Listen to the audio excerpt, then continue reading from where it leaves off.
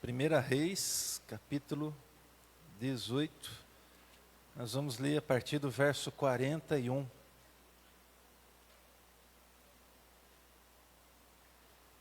Eu preciso, antes de fazer a leitura do texto, apenas localizar você a respeito do que é que está acontecendo aqui, na ordem que as coisas vão acontecendo.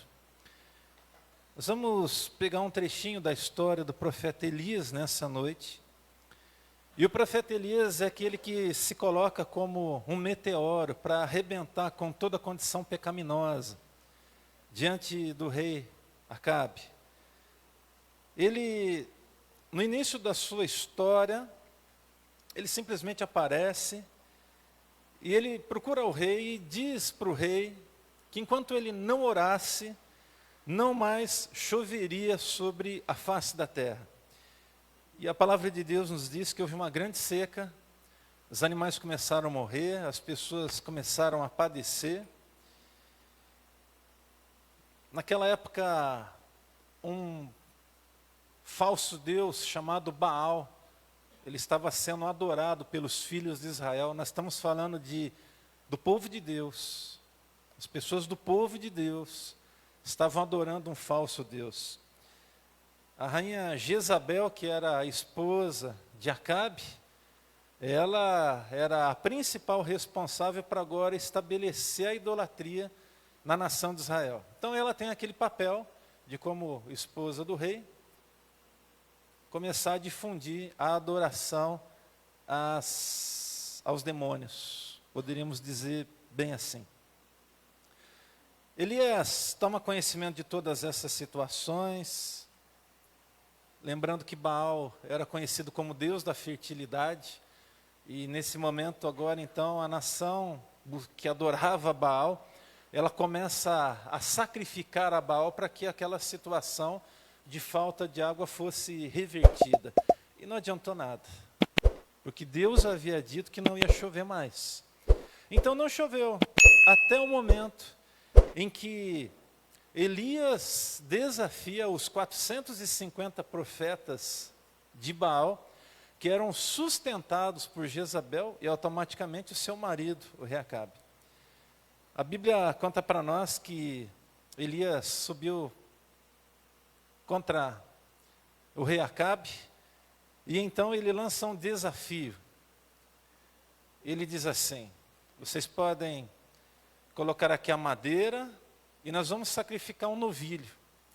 E aí vai acontecer que o Deus que responder por fogo, esse então será o Deus adorado. Eles aceitaram o desafio. E o texto vai dizer para a gente, estou aqui parafraseando a história, que eles começaram a orar a Baal. O sacrifício estava lá, madeira, o animal cortado em cima da madeira. Eles estavam pedindo para que o fogo descesse, e fogo não desceu. E a Bíblia vai dizer para nós que eles começaram a circular aquele altar freneticamente. E vai além, vai dizer que eles começam a se cortar com lancetes. A ponto de que naquele momento, naquele frenesi todo, eu fico tentando imaginar essa cena. Elias ali olhando aquela situação, Acabe, Jezabel, a nação de Israel, não toda a nação, mas boa parte da nação, olhando aquela cena, e eu fico tentando imaginar o chão em volta daquele altar que tinha sido levantado para Baal. O sangue caindo no chão, os homens agora freneticamente aumentando o clamor deles, e a Bíblia diz que até o final da tarde não aconteceu absolutamente nada. E Elias corajosamente agora olha para toda aquela turma e diz assim: será que Baal não está viajando? Porque ele não está respondendo, né? Será que ele não está preocupado com alguma coisa? E aí ele começa agora, de fato, a dizer que ele veio. E é interessante notar que Elias fala: agora chega, agora é a hora do Senhor. Não era a hora de Elias, irmãos. Não era a hora de Elias, era a hora do Senhor de Elias. Presta atenção no que eu estou te dizendo. Porque às vezes na força do nosso braço, a gente vai fazer algumas coisas, achando que Deus tem que responder porque a gente está fazendo. Não, Deus vai responder porque Ele é soberano e Ele é capaz de se sustentar como Deus. Ele é absolutamente poderoso e capaz para fazer muito mais do que a gente pede. E interessante que Elias agora olha para aquela situação toda e ele pede que eles derramem água sobre aquele altar. Fez-se uma vala em volta daquele sacrifício. E água era coisa rara nesse momento. Vamos lembrar que não estava chovendo. E aí, o que Elias está fazendo com isso? Ele está dizendo assim: Senhor, eu estou aqui derramando diante do Senhor o melhor, o que a gente tem de mais precioso agora. E aquele animal que estava sacrificado, cortado em pedaços, em cima da madeira, ele agora recebe um banho de água. Humanamente falando, impossível pegar fogo naquele sacrifício. Mas Elias corajosamente invoca o Deus dos céus e da terra, e Deus responde por meio do fogo. E a Bíblia nos diz que aquele sacrifício foi consumido integralmente. A madeira virou pó, as pedras viraram cinza e aquela água toda secou, porque o nosso Deus estava ali consumindo. E agora Elias então corajosamente olha para a nação e agora faz uma pergunta muito séria. Até quando vocês vão cochear? Numa outra expressão bíblica está escrito assim: até quando cocheareis entre Deus e Baal? Então, aqueles homens da nação, eles lançam a mão dos profetas de Baal e eles executam todas aquelas pessoas ao fio da espada. A gente olha para essa cena e pensa assim, que coisa sangrenta, de fato sangrenta, irmãos. É uma coisa que vai além da nossa condição de imaginar, de reflexão. E é interessante que assim que acontece isso, o profeta Elias ele vai para o alto do Monte Carmelo. O Monte Carmelo ele ocupa um papel muito especial quando lemos a história de Israel. Ele vai para o alto do Monte Carmelo e agora ele vai buscar a Deus. E ele então, ali, buscando ao Senhor, começa a crer que aquilo tudo que Deus ia fazer era muito maior do que ele mesmo imaginava. Eles sacrificaram, isso está descrito aí então, a história que eu narrei para vocês no capítulo 18, do verso 27 em diante. E aí chegamos então no capítulo 18, verso 41 em diante, que eu quero ler com vocês. Aqui, acompanhe comigo, por favor. A partir do verso 41, diz assim: Elias então disse a Acabe: vá comer e beber, pois eu já ouço o barulho de chuva pesada. Ele está profetizando que ia chover. Impossível, do ponto de vista humano, porque já faziam anos que não chovia mais. E o texto vai dizer no verso 42, então Acabe foi comer e beber, mas Elias subiu ao alto do Carmelo. Ele foi além daquele local onde eles haviam sacrificado os profetas de Baal. Ele vai bem mais para cima. E a Bíblia diz para a gente aqui, no verso 42, que Elias subiu até o alto do Carmelo, dobrou-se até o chão e pôs o rosto entre os joelhos. E se prostrou diante de Deus. Ele colocou sua vida, seu coração, ele começou agora a clamar ao Senhor. E aí ele disse o seguinte: vai e olhe na direção do mar, disse ao seu servo. E ele foi e olhou, não há nada lá, disse ele. 7 vezes, diga 7 vezes. 7 vezes, Elias mandou, volte para ver. Agora preste muita atenção. Na 7ª vez, o servo disse: uma nuvem tão pequena quanto a mão de um homem está se levantando no mar. Então Elias disse: vá dizer a Acabe, prepare o seu carro e desça, antes que a chuva o impeça. Eu não sei se você consegue discernir bem, mas o fato dele pedir para o rapaz ir até Acabe já era uma tremenda de uma atitude de fé, porque o que ele estava enxergando era apenas uma nuvem do tamanho da mão de um homem. Isso é fé. Isso é a certeza quando nós pedimos uma coisa para Deus. Há uma sinalização, então, por pequena que seja, eu creio que aquilo que Deus diz que vai fazer, vai acontecer no nome de Jesus. Isso é fé, isso é fé. Então, diz assim a palavra do Senhor. Então Elias disse, vá dizer a Acabe, prepare o seu carro e desça, antes que a chuva impeça. Enquanto isso, nuvens escuras apareceram no céu, começou a ventar e a chover forte. E Acabe partiu de carro para Jezreel, só para que você possa ter uma ideia, do Carmelo até Jezreel. É alguma coisa em torno de 37 quilômetros. Há uma divergência entre os estudiosos sobre a distância exata. Alguns dizem 35, outros dizem 40, outros dizem 37. Então, um meio termo aí, 37 quilômetros, do Carmelo até Jezreel. Agora preste atenção. O poder do Senhor veio sobre Elias, e ele prendeu a capa com o cinto, correu à frente de Acabe por todo o caminho de Jezreel. Nós estamos falando de uma ação sobrenatural de Deus na condição física do profeta. Isso aqui é impossível. Nós estamos falando de um homem que está em cima de um carro, puxado a cavalos, e nós estamos falando de um profeta que sai a pé, simplesmente amarrando na sua cintura a sua capa, e sai na disparada, e chega lá antes de Acabe. Nós estamos falando de algo que só Deus pode fazer. O nosso Deus é um Deus que nos proporciona o extraordinário. E enquanto nós estivermos aqui na terra, nós precisamos caminhar nessa perspectiva do céu, de que o extraordinário vai acontecer. E o extraordinário, muitas vezes, o seu início é tão pequeno como a nuvem que aparece no céu, tamanho da mão de um homem, tão pequenininho, tão pequeno, mas é o começo de uma grande movimentação a nosso respeito. As nuvens, elas aparecem nas Escrituras em muitas e muitas passagens. Eu quero destacar algumas e fazer uma referência às nuvens, e depois a gente vai então pensar um pouquinho nessa nuvem do tamanho da mão de um homem e trazer algumas lições muito valiosas aqui nessa noite. Alguns exemplos. As nuvens eram sinônimo da presença, da provisão e do cuidado de Deus sobre o seu povo. Eu quero ler textos e você só vai acompanhar, tá bom?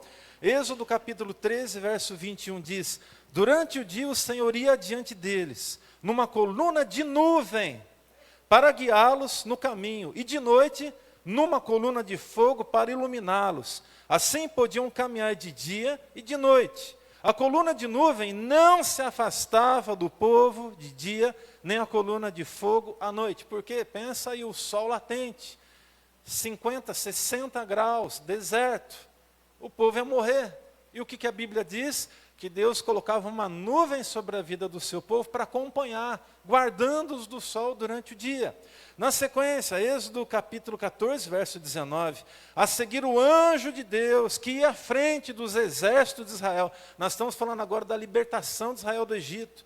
Lá na frente diz, retirou-se, colocando-se atrás deles. A coluna de nuvem também saiu da frente deles e se pôs atrás.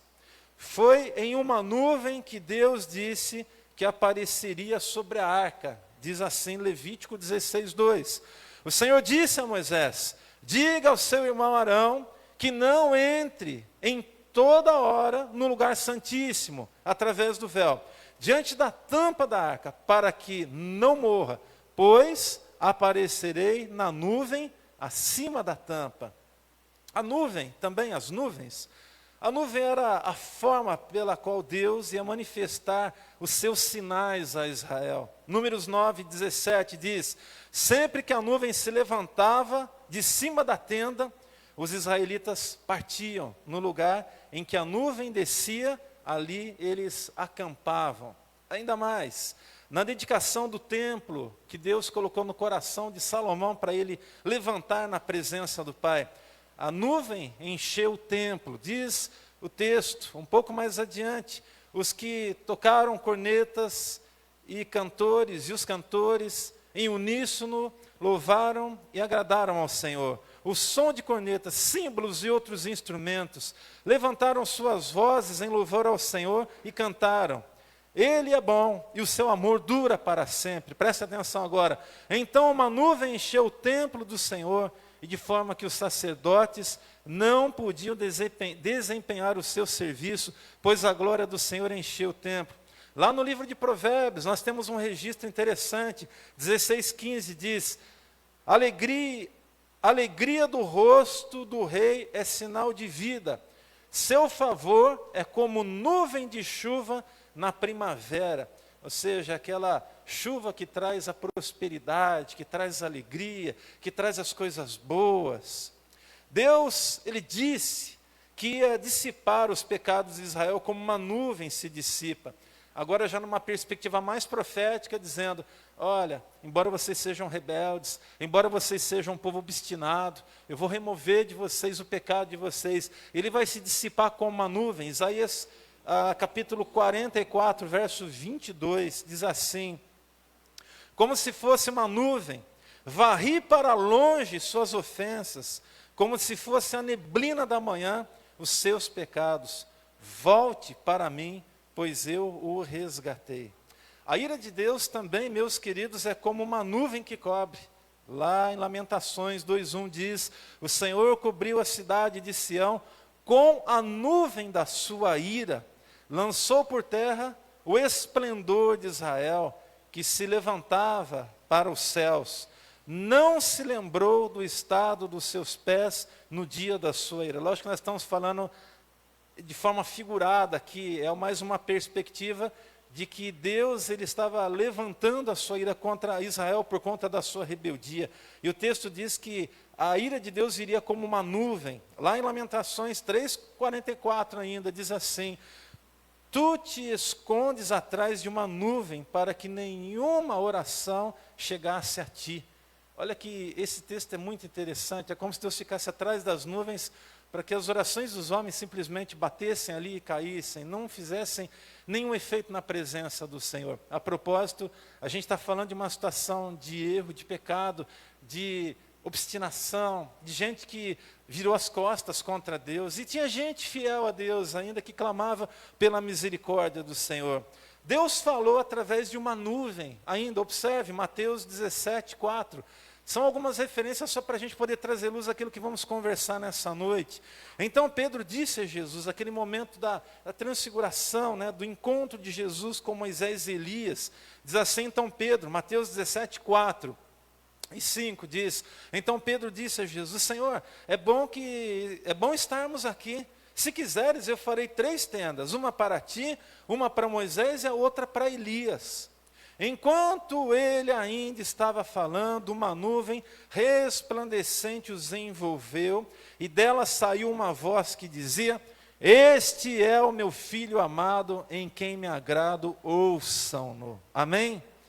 As nuvens estarão presentes no dia do arrebatamento. Posso ouvir um glória a Deus? Esse glória a Deus não está convincente. Posso ouvir um glória a Deus aí? As nuvens estarão presentes no dia em que nós formos levados dessa terra. E você vai estar lá do meu lado, e eu vou estar juntinho de você. E nós estaremos para sempre, sempre, sempre na presença do Senhor. Texto escatológico, 1 Tessalonicenses 4:17. Depois disso, os que estiverem vivos, seremos arrebatados juntamente com Ele nas nuvens. Aleluia! Para o encontro com o Senhor nos ares. E assim estaremos com o Senhor para sempre.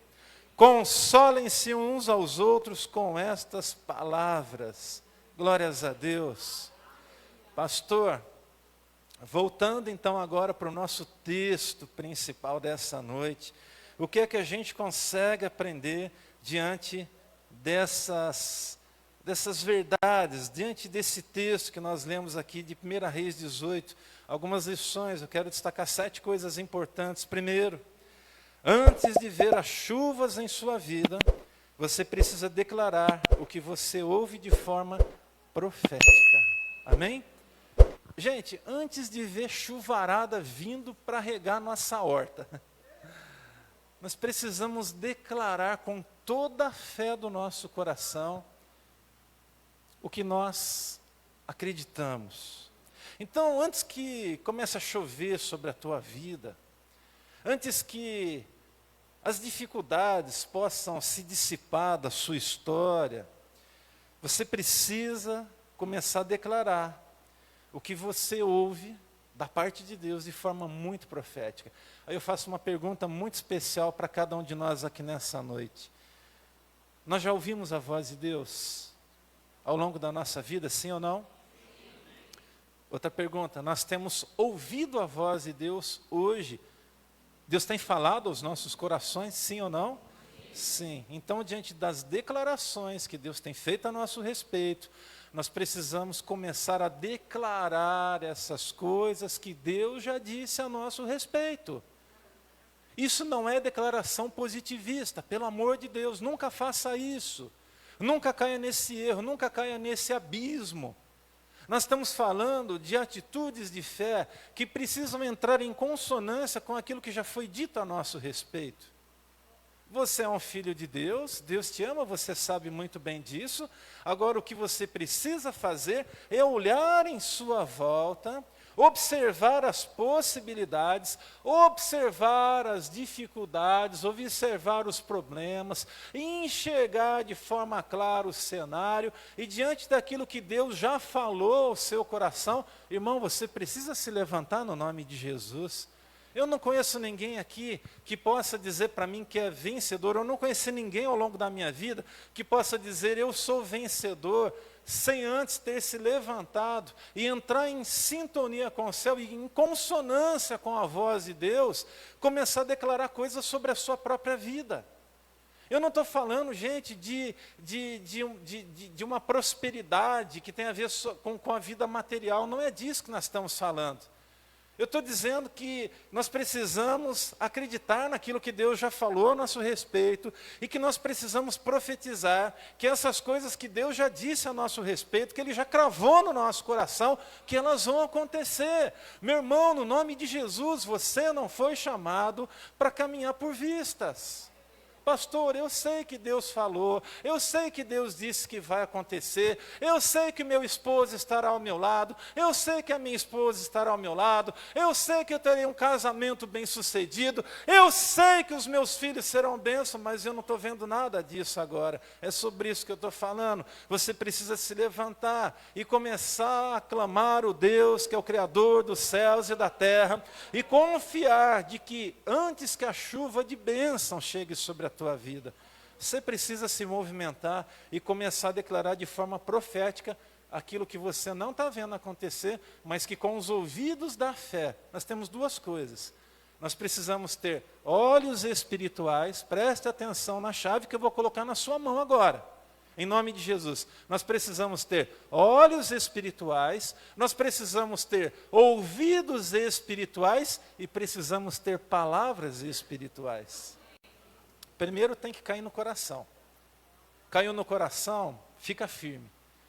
Pastor, não estou vendo nada acontecer. Irmão, tem coisa que eu não estou vendo acontecer na minha frente. Eu também tem coisa que eu não estou vendo, mas tem coisa que é convicção que eu trago aqui dentro. Eu não vou abrir mão. Eu não vou abrir mão. Eu não vou abrir mão, aconteça o que acontecer, como o texto que a gente leu hoje, agora há pouco aqui. Nós vamos permanecer no Senhor Jesus, nós vamos ficar firmes nele. Aconteça o que acontecer, nós vamos exercer a nossa cidadania como filhos de Deus. Está dando para entender, gente, em nome de Jesus?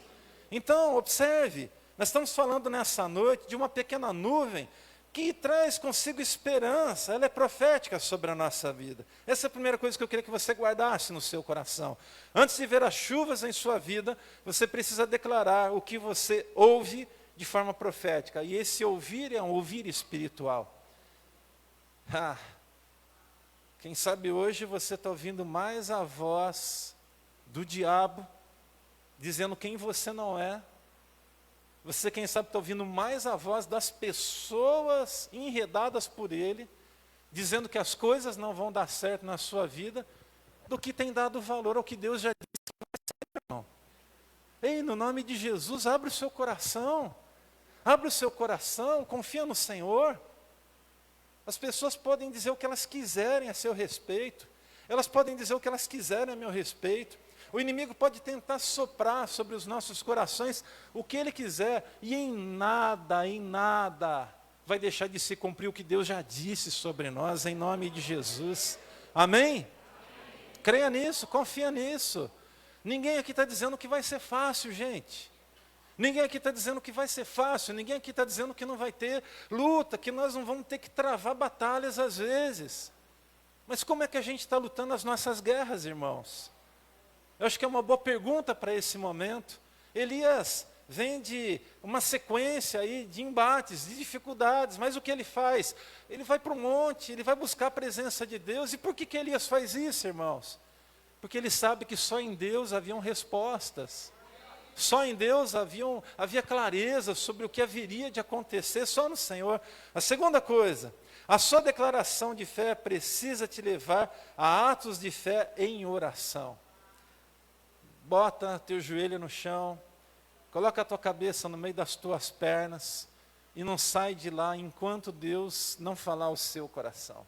Ora, gente, de verdade, será que nós estamos orando o suficiente para poder sentir a presença de Deus? Será que nós estamos orando o suficiente para ficar ali, sabe, desfrutando do ministrar do Senhor sobre a nossa vida? Observa o que diz aí o verso 41, diz: e Elias disse a Acabe, vá comer e beber, pois eu já ouço barulho de chuva. Verso 42, então Acabe foi comer e beber, mas Elias subiu ao alto do Carmelo, dobrou-se até o chão, e pôs o rosto entre os joelhos. Como é que a gente está caminhando diante de Deus? Será que não é com o olhar altivo? Será que não é com o nariz empinado? Será que a gente não está caminhando de um jeito assim totalmente contrário àquilo que Deus deseja de nós e para nós? Será que não é preciso a gente começar a dobrar mais o nosso joelho? Ei, presta atenção no que eu vou te falar. Você quer mudança na tua vida? Comece a orar mais por você mesmo. Ah, eu sei que tem coisa que tem que mudar na minha vida, pastor. Então comece a orar mais por você mesmo, meu irmão. Começa a pedir mais a Deus pela tua vida, no sentido de Deus me muda.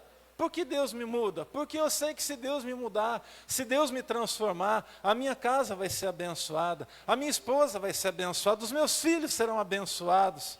Quando a gente olha aqui de cima, vocês, nós começamos a recordar de histórias que alguns de vocês viveram. Nós começamos a enxergar as transformações que o Espírito Santo está provendo, está movendo sobre os corações. Isso enche o coração da gente com alegria. Mas observe, a sua declaração de fé, ela precisa te levar a atos de fé. E o principal ato de fé, quem sabe, para a tua vida hoje, precisa ser aquele que se coloca de joelho e clama ao Deus dos céus e da terra. Orar também é um ato de fé. Orar também é um ato de fé. Tem dia que a gente não está com vontade de orar. Tem dia que a nossa carne não quer orar. Tem dia que a gente está fraco. Tem dia que a gente está desanimado. Você já sentiu isso ou não? Ei, quem já sentiu isso aí? Isso não é comum, só de vocês, sobre a minha vida também. Tem dia que eu também não tenho vontade de orar. Tem dia que eu também não tenho vontade de ler a Bíblia. Tem dia que eu também não tenho vontade de fazer algumas coisas, mas pela misericórdia de Deus. Quando eu invoco o Deus dos céus e da terra, Deus vai lá e, sabe, com tanta misericórdia, muitas vezes até intercede pela minha vida através do seu Espírito Santo. Amém? Sabe, se você hoje não está conseguindo orar, vai para a presença do Pai, coloca o seu joelho ali. Pastor, nem joelho eu estou conseguindo dobrar. Você está só o pó, irmão. Misericórdia. Estou conseguindo nem dobrar o joelho, pastor. Então vai lá para o quarto, fica quietinho. Não, pastor, nem sentado. Então deita pelo menos, irmão. Deita. Deita e deixa Deus ministrar no seu coração. Deixa Deus trabalhar na tua vida. Deixa Deus te trazer o consolo, a paz sobre esse momento turbulento que você está vivendo aí. Vamos lá, uma perguntinha básica aqui. Quantos aí estão vivendo algum momento turbulento na sua vida? Levante uma das mãos aí. Só vocês podem ficar de pé agora no lugar onde vocês estão. Fiquem de pé, por favor. Só vocês que levantaram a mão.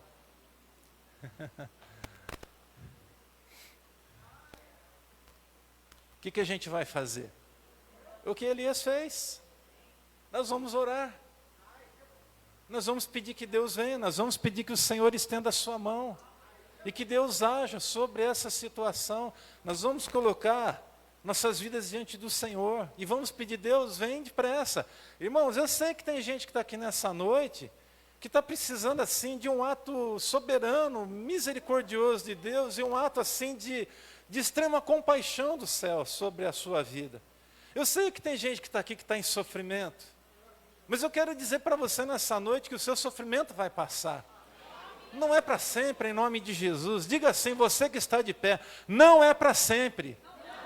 Não, meu irmão, não é para sempre. Você vai orar e você vai confiar.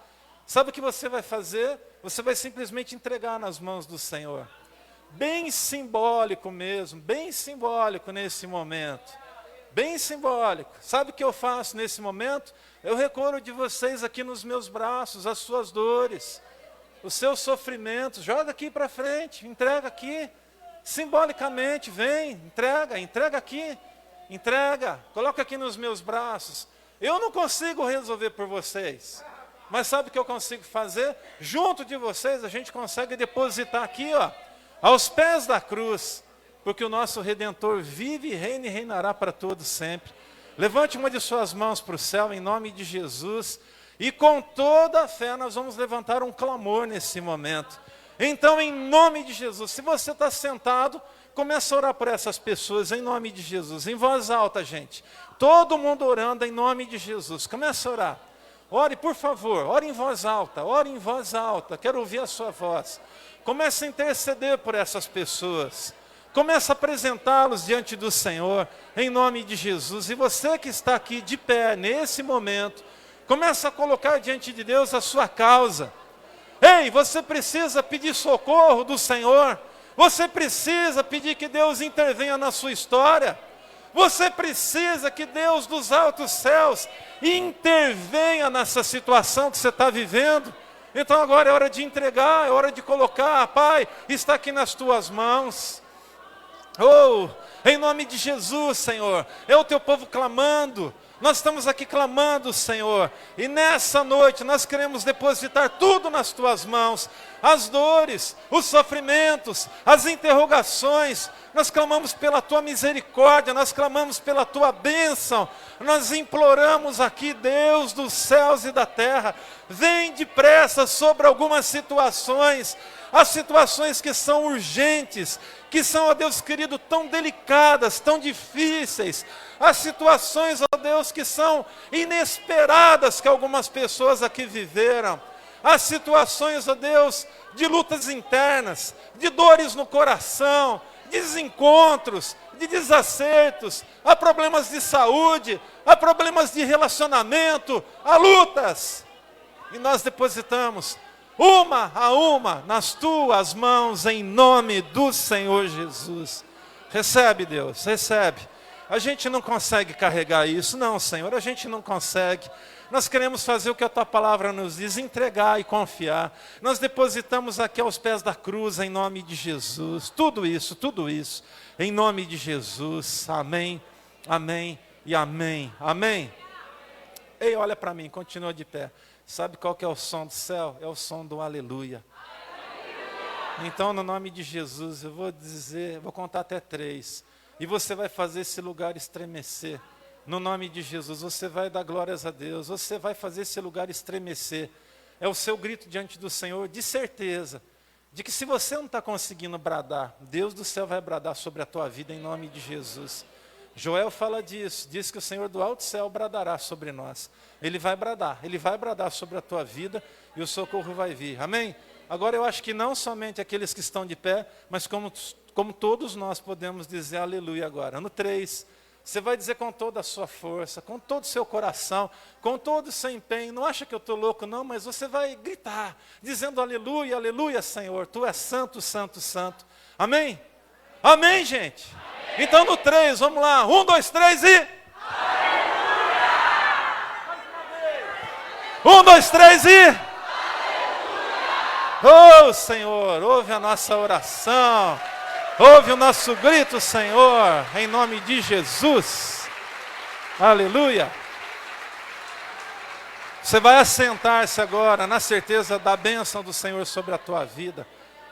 Seja qual for a situação, você vai confiar, você vai confiar. Queridos, em terceiro lugar, As respostas visuais negativas podem não corresponder à vontade de Deus. A minha palavra é: olhe de novo. É hora de olhar de novo. Quantas vezes o rapaz subiu? Ele foi uma. Eu imagino o profeta orando, já no lugar muito alto, ali, com o joelho dobrado. Ele olha para o rapaz e sobe mais alto, aí olha na direção do mar. Imagina que a gente está aqui no pé do Morro do Paranambuco, aqui embaixo, mais embaixo ainda, antes da subidona lá. E aí, eu olho para o lado, falo: Vitor, o Vitor vai ser o cara. Vitor, sobe até lá em cima, naquele gás, hein? Pensa, sobe uma, duas, três. Ô, gente, o menino acho que está ficando meio impaciente, não sai não. Mas a Bíblia diz que pela 7ª vez ele subiu. E qual foi a resposta? Qual foi o retorno? Elias, eu vejo uma nuvem do... gente, de verdade, vamos ser bastante sinceros entre nós aqui. Do ponto de vista humano, insignificante. Muito pequenininho. Tamanho da mão de homem. Ele viu a distância, muito pequeno. Então, isso nos ensina que a perspectiva, né, as respostas visuais negativas não podem corresponder à vontade, elas não vão poder corresponder à vontade de Deus. Olhe de novo. Então, confia no Senhor, creia. Quando nós olhamos para aquilo que nós cremos que vai acontecer, nós precisamos também olhar com olhares de fé. Você vai orar uma vez, você vai orar 2 vezes, você vai orar 3, 4, 5, 6, 7, e você vai continuar orando. E se você tiver que orar 10, você vai orar 10 vezes. Mas isso não é falta de fé? Não, isso é a persistência da oração. Jesus ensina sobre isso também. Ensina a gente a orar e descansar, e ensina também a gente a persistir. Existem esses 2 ensinamentos bíblicos. Existem coisas, irmãos, que nós oramos a Deus e a gente simplesmente diz assim: Pai, está nas tuas mãos. Você já viveu isso? Teve alguma coisa na sua vida? Você orou só uma vez e fala assim: Pai, está nas tuas mãos. Já aconteceu isso com você? Sim, todo mundo. Mas já teve coisa também que você orou 1, 2, 3, 5, 10. Pastor do céu, quanto tempo mais eu tenho que orar? Eu não sei. Mas eu sei que a resposta vai vir. Só que você precisa entender o que foi já compartilhado em primeiro lugar aqui nessa noite. Você precisa começar a abrir a sua boca profeticamente. Você compreende isso, meu irmão, em nome de Jesus? O que seria então abrir a boca de forma profética? O que seria dizer as coisas de forma profética? É com toda a convicção, com toda a força, com todo o seu entendimento, com tudo aquilo que é de mais puro diante do Senhor. Até porque Deus conhece o seu coração, você vai declarar com muita força. As respostas visuais negativas podem não corresponder à vontade de Deus. Olhe de novo e ore de novo. Em quarto, a persistência no que acreditamos move o coração de Deus em nosso favor. Querido, em nome de Jesus, tão certo como vive o Senhor, as nuvens formarão uma grande tempestade. Amém? Pastor, mas é tamanho da mão de homem. Vai virar o tempo. Vai virar o tempo. E você vai receber as chuvas do céu sobre a tua vida, em nome de Jesus. Quinto lugar, quando temos o suficiente, é hora de dar um passo de ousadia. Mas é só do tamanho da mão de homem. Já é suficiente. O pouco com Deus é muito, irmão. Ei, presta atenção no que você está ouvindo aqui. Diga ao inimigo que vai chover e ele não vai impedir a chuva de cair sobre a tua vida, em nome de Jesus. Declara: vai chover, inimigo. E o que é que o profeta manda o rapaz fazer? Eu vi e é do tamanho da mão de homem. Então fala o seguinte: já pode descer e avisar o inimigo, que é o Acabe, que está querendo acabar com a minha vida, para ele se preparar que vai despencar a água do céu. E despencou a água do céu, irmãos. A gente vê agora as nuvens se formando, o vento começa a soprar, fazia 3 anos e meio. Era muito tempo.